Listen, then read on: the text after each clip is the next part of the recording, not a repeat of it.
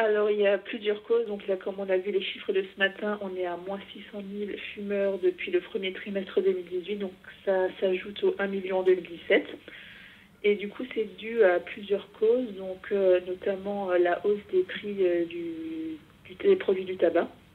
Donc ils sont en constante hausse pour arriver d'ici 2020 à 10 euros.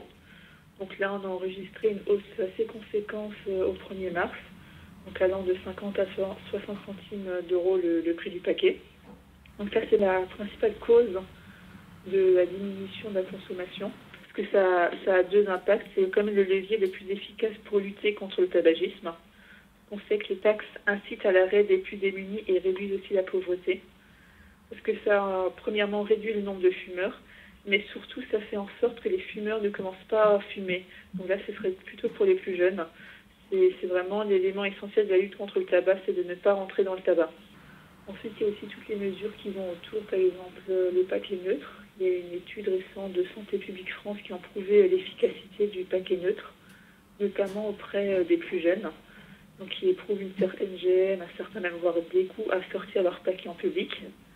Ensuite, il y a aussi des événements comme, je pense, au Mois sans tabac, qui a eu d'ailleurs un énorme succès en novembre 2018. Donc là, on n'a pas encore eu les chiffres des conséquences que ça a pu avoir, mais on sait qu'il y a eu plus de 240 000 inscrits pour cette édition. Donc il y a ça, et il y a aussi toute la prévention qui est faite autour, auprès des politiques publiques, des associations anti-tabac.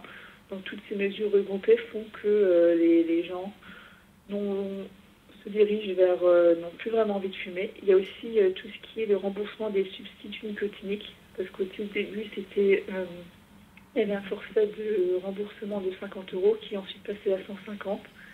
Et maintenant, les substituts nicotiniques sont remboursés à hauteur de 65%, comme tous les autres médicaments.